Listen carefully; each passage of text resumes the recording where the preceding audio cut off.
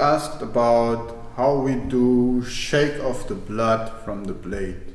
How do I teach that? There are two ways to do it that I usually teach or that I usually use in my techniques. The one is the chiburi, it's a really cool movement, and the other one is what I call a ninja chiburi, also quite a cool thing. So basically, officially it was said it was used to shake off the blood from the blade. So when the warriors were in a fight, in a battle, the blade was covered with blood and they wanted to shake off that blood. So there are guys in the internet who tried that with real blood, pig blood, they said. I hope it was pig blood. So, and they tried it and there was still a lot of blood left on the blade.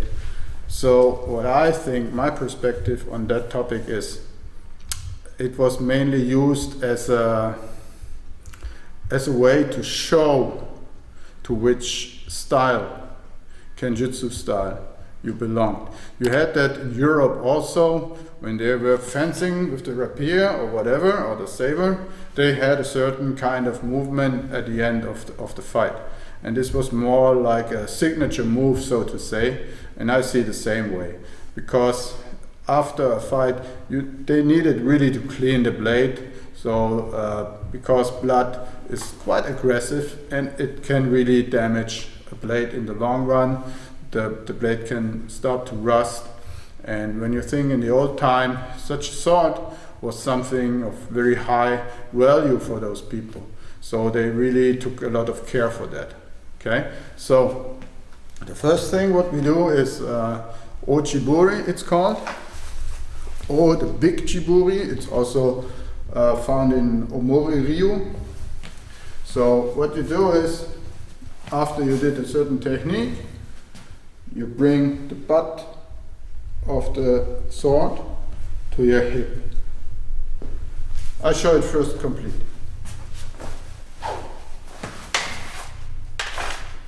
So what you do is, you bring the sword back to the hip.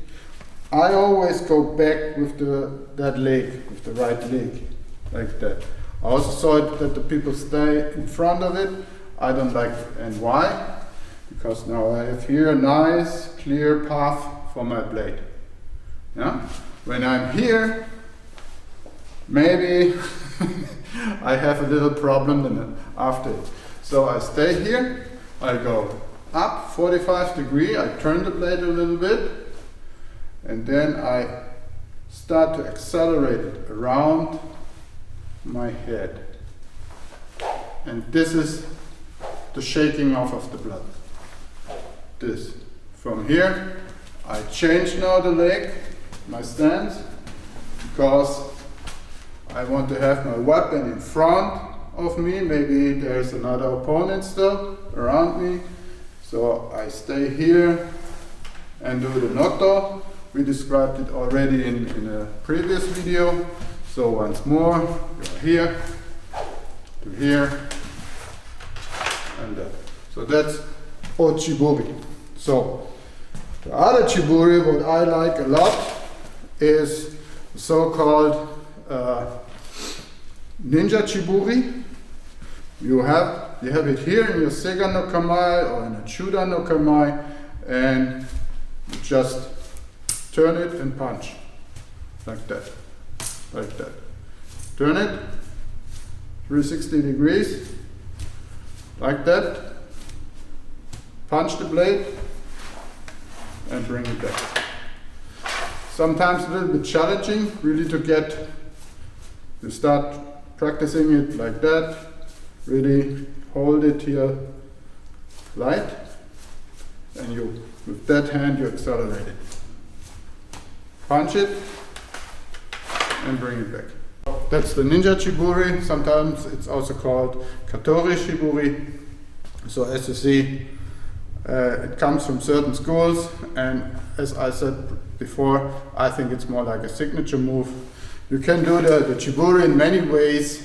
Yeah, Also when you are here, maybe you do it a little bit like that, only in a relatively small move, and then you come to here. You can also do it like that.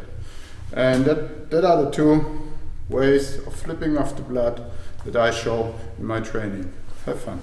So sometimes what they did, when they wanted to really clean the blade, they were doing it on the jacket. Like here, come to here, and they were pulling it through here. Yeah, with the sleeves down, of course. No, they were pulling it like here and then here. Then the blade is really clean, and you have a dirty jacket. So what? And by the way, never train that with a real sharp sword, and never with human blood, especially not yours.